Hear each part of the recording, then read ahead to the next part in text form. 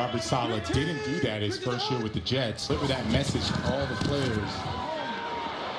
First play of the second quarter. Ward stripped from behind. And the ball rolled out of bounds. A nice hustle. Chad Surratt not giving up on the play.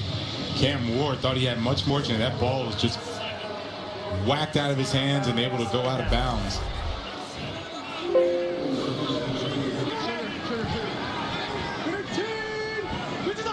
Third down and 7 for Ward and the Titans. Trailing by 13. Ward still looking. And now he throws wide open. Gunnar Helm, the tight end. The outside collapsing the pocket. Nice job by Cam Ward.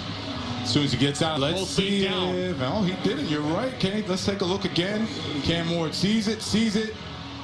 Uses that big arm of his. Got to have awareness on the sideline. You got to be able to drag that toe. It would have been a very, very nice.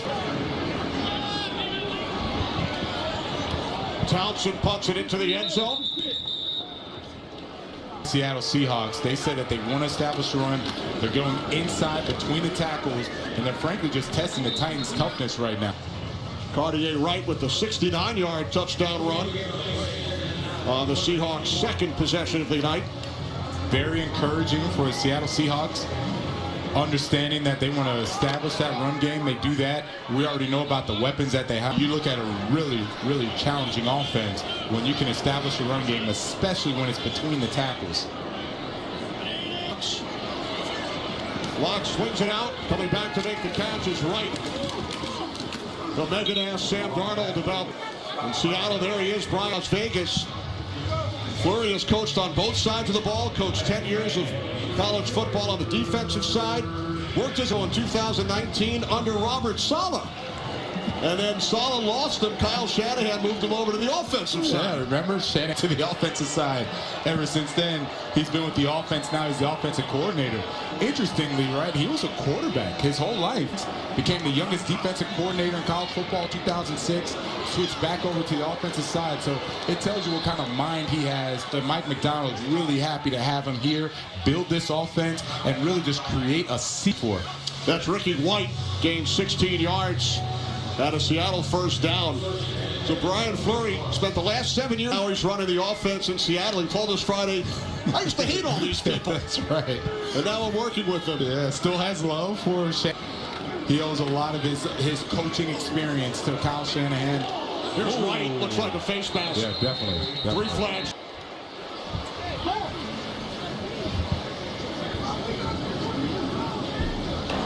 Personal foul, grab a 15-yard penalty from the previous spot, first down. That's Femi Oladejo. Grabbed the face mask of. It's okay. That was bad, man. That was really bad. Yeah, we asked Mike Macdonald about the hiring process, bringing in Fleury. He said it was right after the parade. I had to start interviewing candidates for offensive coordinator. Right. He said at that moment is when basically the Super Bowl was done, right? His offensive coordinator. Locke's pass was deflected. He left last week's game at halftime because his wife went into labor. Yes, he did. He did. Congrats. Remember, he said that it was actually even tougher because he wasn't going to hire any of his in-house coaches, right? And so, no offense to them, they'll get there eventually, but he said he needed to bring in someone, so it was really challenging for him. They just won the Super Bowl. He has to tell these guys, goes and interviews Brian Fleury, and now here we are with this offense that's been doing really well under his regime. One up by Cedric Gray. Yeah. I liked his position because he's a tight end with speed. We've seen a lot of these guys over the years, and because he's a Miami guy, you know I got to reference my Jimmy. After the play, we have unsportsmanlike conduct. Defense, number 33. 15-yard penalty, automatic first down. Look up the pass, unsportsmanlike conduct. Gray finished 5th in the NFL in tackles last season. He'll get it back to Brady Russell from the previous play. Wife Annie gave birth to daughter Hadley after Brady left the game at halftime.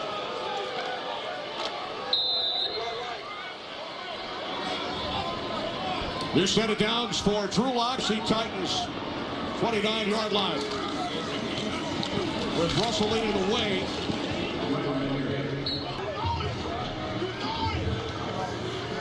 Right with one of the two.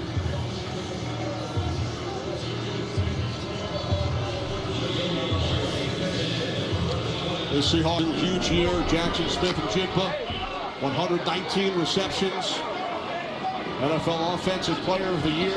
There's Locke, pump fake. And now he gets rid of it. And it's Russell who makes the catch. Last year, we don't want to harp on it, but Kenneth Walker was the Super Bowl MVP. So that lets you know how good their run game, phenomenal for them. Every year, you just saw him getting better and better and better. Now he's the guy. He's the man for Seattle. But I keep all the success is going to come from. And Mike McDonald felt like Brian Fleury had a really nice grasp of how to execute in the running game, or obviously his best player, Jackson Smith and Jigba. 3rd down and 7 to the end zone. The Duck attempting to make a spectacular play. He thought he had it.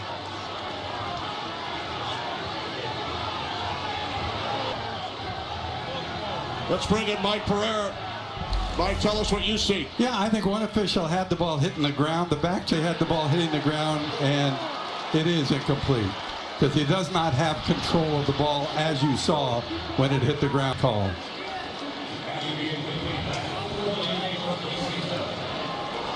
All right, thanks, Mike. That's the first incomplete. That would have been a heck of a catch by Foster. Now, Sam Darnold had been raving about him, how he's done. So here's Myers. 44-yard attempt, hit from 48. Myers' kick is no good. Mitchell Trubisky comes in at quarterback for the Titans, hands it off to Julius Michael Carter Jr. For both of you guys, there's a target on your back after you win the Super Bowl. What does it feel like the next season when you come in for you?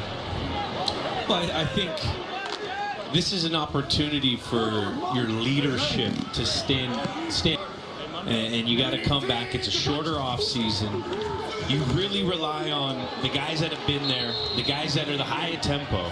So I think culture gets to set in, and you get to rely on that. I 1,000% would agree, and I think back to when we wanted Sam Darnold. It was even keel. We had a new message, a new mission. Everybody fall in line. And to your point, the young guys, right? Like, how can we be like them? It's not like, oh, I'm going to go out and do my thing. So the leaders had to step up, show what it is to be. And we had to do that, set the tone, set the example. And, you know, it's no secret, right? It's the hard work, and that's what we tried to do.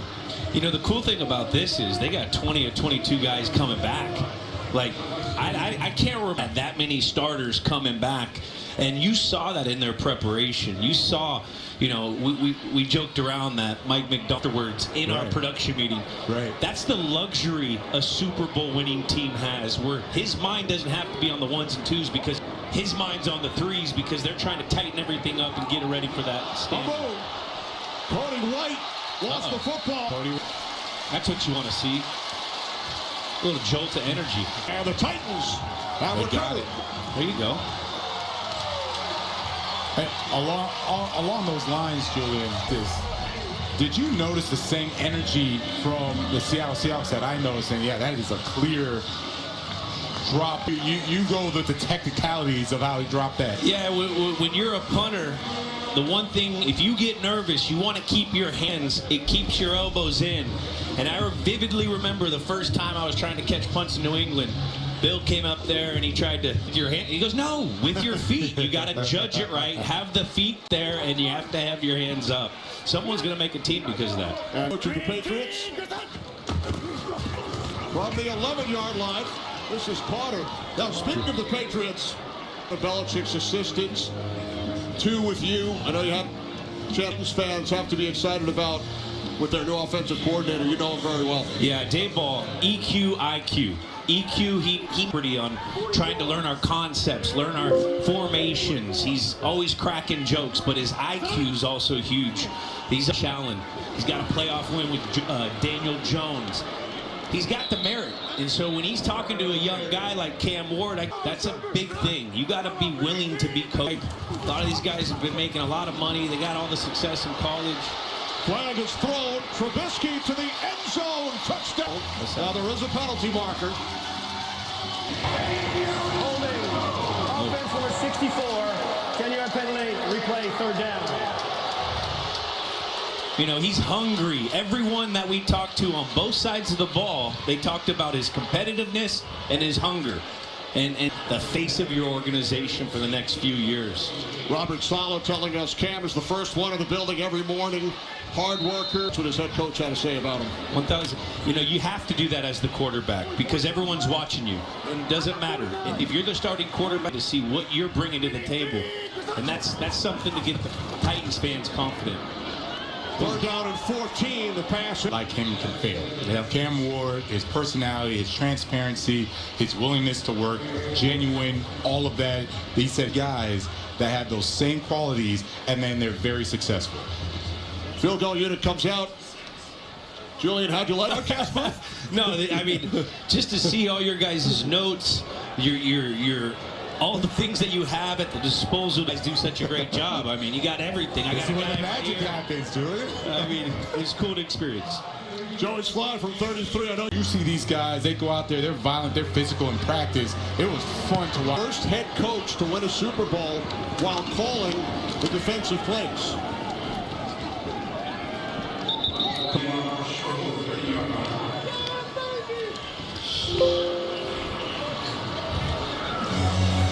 Thank you so much, guys. All right, well, Leonard, first of all, the 12s showed up here. They are giving you a lot of love in this crowd today. I mean, we always give a lot of shout-outs. They also travel really well, and you see a sea of blue out here today. There's a lot to smile about today. You know, every time I look on the sidelines, it looks like you're having about how playing for Seattle just reinvigorated your love of the game of football. So what did winning a Super Bowl do then? Honestly, I keep keeping the competition high and always tracing edges. We never get complacent as a team. Even though we won the Super Bowl last year, you know, the ground all over again. And I think because of that, you can see the competition level on our team this year. Speaking of fun and competition, Mike McDonald's defense. I mean, I think the fact that he just allows us to be ourselves. He allows us to have fun, and that's the reason why I say the love for the game out here for the same way. He does being loose and focused in the building, and it means like we're focused on the details of the plays and what we have to do, but we're also loose in being ourselves. And speaking of someone else, you didn't have to bring in someone else for DeMarcus Lawrence. He decided to stay with the team. I see that big smile. You guys have been having a good time. Going to have him. I mean, he's year 13. He's one of the only guys older than me on the team right now, and somebody that I myself am still learning from. And honestly, you could probably ask him. I try to recruit him and make sure that he stayed here this year. And I was like, hey man, we have a chance, and I'm really glad to have him. Absolutely. And from veterans to fresh talent on the team, who's maybe a guy or two that have stood out? Playing all camp is Riley Mills. We drafted him while he was injured. You could tell that he was, honed in on the knowledge as possible from the older guys, the veterans. And now that he's physically able to contribute, he's just been looking outstanding this camp. Leonard, before by becoming a Super Bowl champion, but then in the spring you became a dad to baby Zion as well. What has fatherhood meant to you? To be, he's going to have what it takes. Leonard, we appreciate your time as always. Good luck to you this season. Thank you. Appreciate it. Guys, Thanks, Megan. Leonard talking about the great genes, his daughter Haley. Yes, the legend, Ronnie Lott.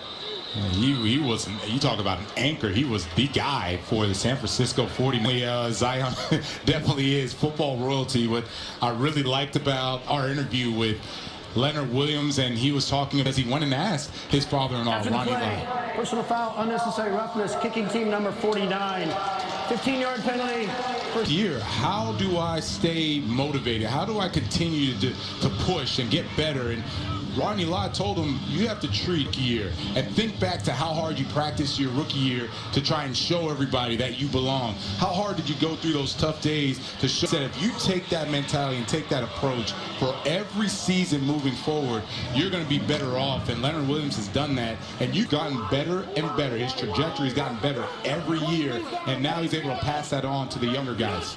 Baby's middle name is Lott. About 15 years, we're going to be talking about him. D1 prospect, NIL, all that good stuff. There you go.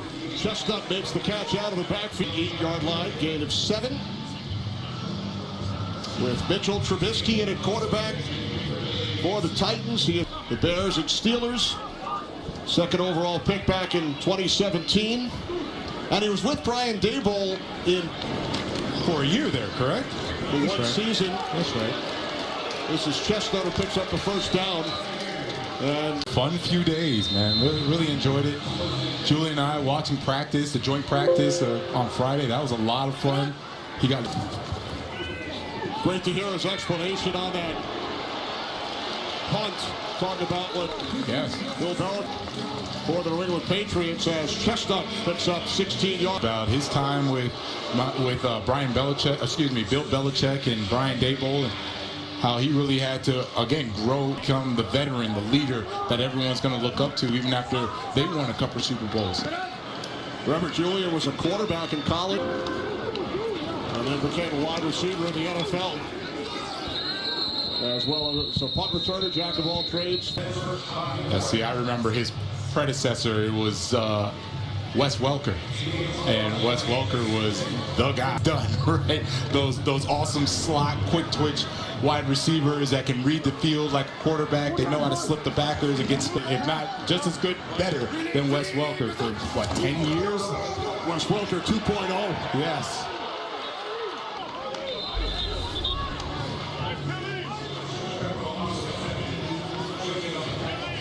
Getting in on the tackle, they're really vying for that third cornerback position. Nehemiah Pritchett is the one that guy. There's Devin Witherspoon, highest paid cornerback in NFL history, and deservedly so. For anybody that hasn't watched interception, blah, blah, blah, I encourage you to go watch his film, watch his versatility, watch his toughness, and then you'll understand why he gets for this Seattle Seahawks defense. Seahawks brought in a two-time Pro Bowler, Trayvon Diggs. Signed him this past week. Yeah, they are. Trubisky backpedaling off third down and 9. It's Iomatter. Gain of 14. Let's make sure that he caught the football. Love the concentration. Good job. Down to 40 seconds on the clock. We set it down. Trubisky rolling right. And it's complete. DK. Last season as a rookie. Led the ball as a return man. He's got a lot of competition around him at that wide receiver spot, right? How valuable can you be? How many other positions can you play if you're not going to be the starter or the guy at your main position? Trubisky on second down. Pass incomplete. He was looking for the play for Robert Saleh with the Jets, and then spent some time with the Arizona Cardinals. In a little bit. They weren't really, their ones were playing in the first quarter, and it just wasn't all connecting, right? Gates couldn't convert on that fourth down, and now it looks like the twos, obviously the intensity is going to be there. They want to make the team. But it looks like they're starting to gel a little bit. The battle for roster spots on both sides at every position. And the reason I say that is because you can see the difference in the first teamers. It is very clear how they practice, how they perform, how they execute. We saw it in the 2 days, or excuse me, in the and really did a nice job. And then right now, the Titans, they're still trying to find their way, right? They didn't win a lot of games last year. They brought in a bunch of, they have to find a way to gel, create that culture, a culture of success, the way that Seattle has it so far. From 40 yards out, he's connected from 55 and 33.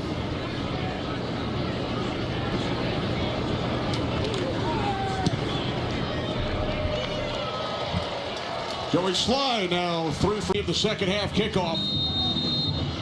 Trailing the Seahawks by 7.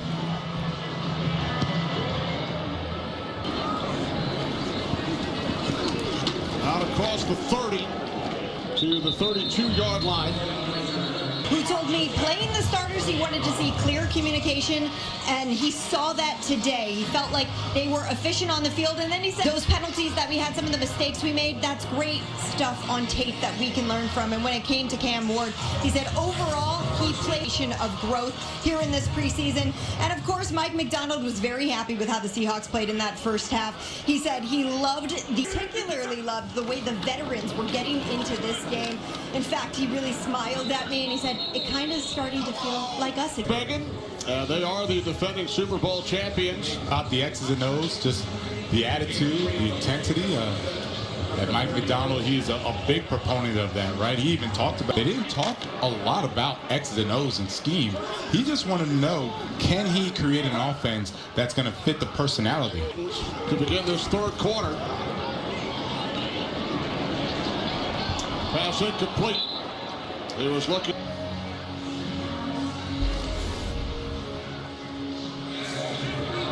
Runs off that.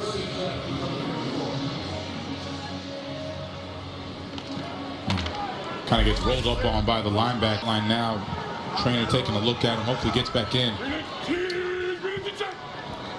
So Bryce Oliver, 7. Levis, third quarterback of the game for Tennessee. Down he goes.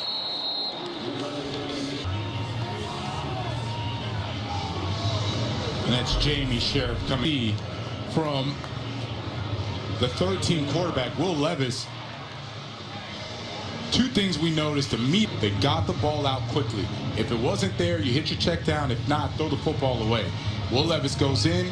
He holds on to the football. Types of plays when you're trying to figure out, all right, who's going to make the team? Do they understand the offense, etc.? You look and you say, are you performing the way? If not, we can't keep you. Rashad Rochelle had a 52-yard punt return last week. I think the game has evolved, and I think the rule changes this year. Rule changes very made a difference what the score Still have is, to declare. but you have to declare, so there's no such thing as surprise. But the first rule, I think, is before, when there was a... The Seahawks, There we they go. love Milroe's speed. That's what Mike McDonald wants from him. Remember, Mike that up. First read, second read, tuck and run. They're looking for that from Jalen Milroe. Once that's the reason that they got him from Alabama. Against the Dallas Cowboys. And it's, you know, it's almost a tough situation for Jalen because he wants to prove sits in the pocket.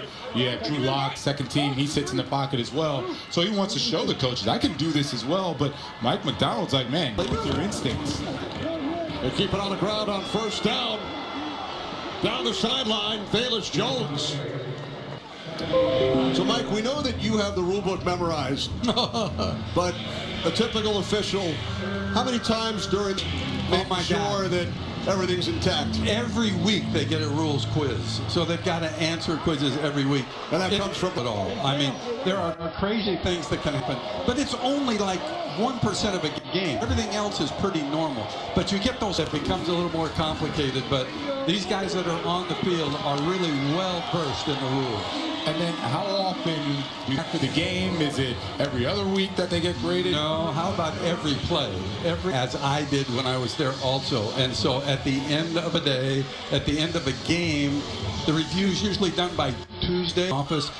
But all of this, every play you're looking at coach's video, so you look from the tight end zone, all kinds of, looking for offense evaluation program. I think the best in sports.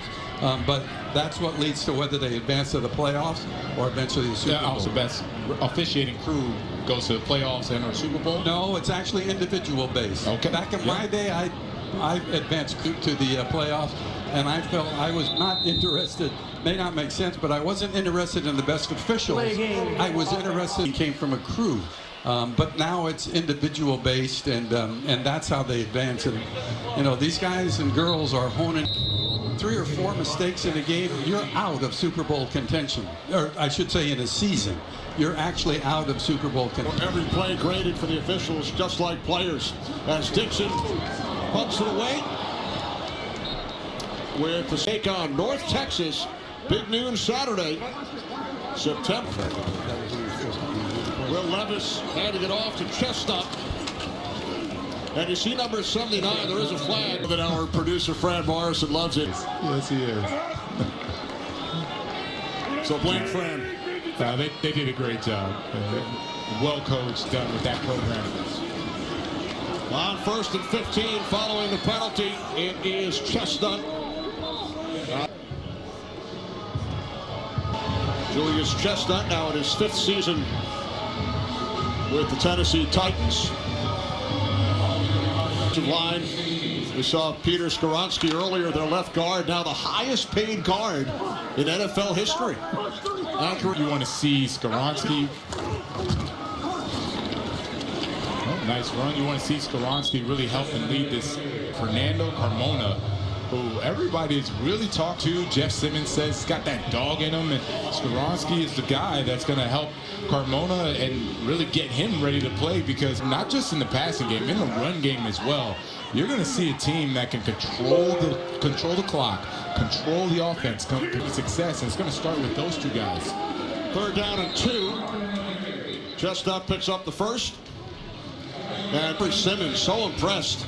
He's gone against him throughout training camp.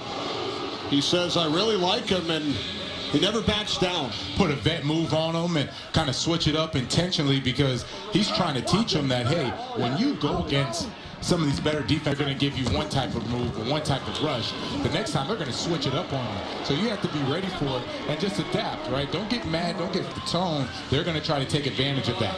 Nice run for a first down by Michael Clark.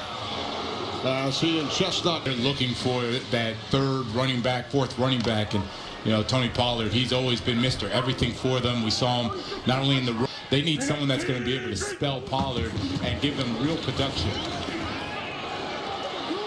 Once again, first down across midfield, gain of 15. Yeah, and I'm just frankly liking this whole side right here. Just out, kicking out their defenders. They can't make the tackle, and all of a sudden you're starting to watch these running backs. They're not getting touched until they're 5 blocking up front.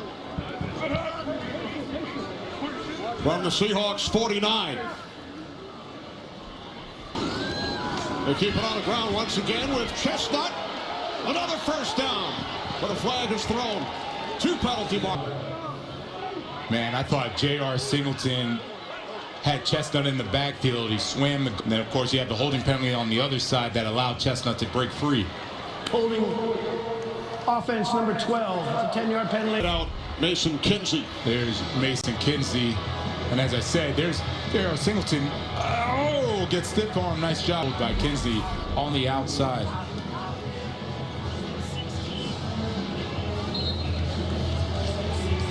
Talking with him, and he's over there with his awesome defensive tackle Jeff Simmons, and I really liked how we just control the narrative anymore, right? Just go out there, I coach, I want to be with the guys and make sure that we have a good team. Another flag. And, you know, referencing his Jets days, right? Offense number 76. 10-yard penalty. We play first down. Went back to defensive coordinator for Kyle Shanahan, and then when he was hired by the Titans, Saleh and his family made the move to Nashville. 8, ranging in age from a high school freshman to a 1-year-old. And Saleh and his wife have a sign of their house which reads, quote, "Hops listed." Yeah, and he gave all the credit to his wife, right? Because the only way that works and the family can work and the dynamic, she's able to handle the kids while he's handling football on the field. Nice coverage. Back by the Seahawks out of Arizona. Dansby, and just watch the way that he's going to cover. I'm glad that he doesn't give up on the play. He's covered and he's still watching, and frankly surprised that the ball is thrown into that tight coverage.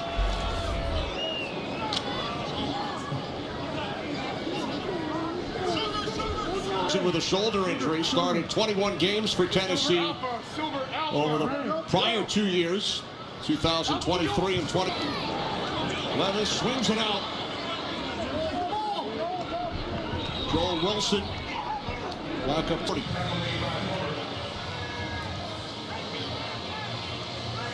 You know, I noticed, Kenny, we were showing Saleh, and I try to think back to when he was a head coach at the Jets. I don't remember seeing him smile at all, right? It was always very stoic and around. He's really got control of his narrative, right? He doesn't try to worry about what's going on, what the media is saying, but it's the same every time, win, lose, or draw. Levis fires downfield, double double coverage. Oliver back on the field. He was shaken up earlier. Yeah, and then Will Levis is lucky that this ball wasn't intercepted. I mean, he throws it into double coverage. Phenomenal coverage. Dansby looked like he almost misjudged the ball. He could have kept going and got that interception. Saw good defense, both sides. They're all looking for the football, and sometimes I think the offensive guys forget that the defensive players have a right to the football, just like they did there. And if you bump, you bump. It doesn't mean it's an interference. There's Rochelle, the rookie out of Indiana State, and that big return last week. Just of the game, the pre-snap, the communication from myself to the receivers to the O-line. And he also has us getting in and out of the huddle faster, so then I can see everything before it starts happening as well. Yeah, you talked to us a little bit about what feels different going from year 1 to year 2. You've got, relative. Where does it feel the most difference from your rookie season into this one? I'll say the mindset for the whole entire team, offensively, defensively. Preached us when he first got here has been fast and violent, and you can see the shift that we take mentally each and every day when we're inside that building. When you speak about to put some work together, what was that like? Well, it was great to get a chance to throw a lot of football, but I mean it's awesome because we all got a lot of stuff going on outside of in the off season, but it's not ball. Always allowing myself the other guys to come down there and work. So it's good to get down there in that real heat down there, and it's good to train. He's going to help you win games this season. What do you like the most about working with him so far? He's a great contested ball catcher. He's good off the line versus press. So we're going to continue to build our connection. I got to put the ball in his radius. He'll get his hands on it. He's going to catch it. Next, we want to watch your offense play. We appreciate your time as always. Good luck this season. Thank you.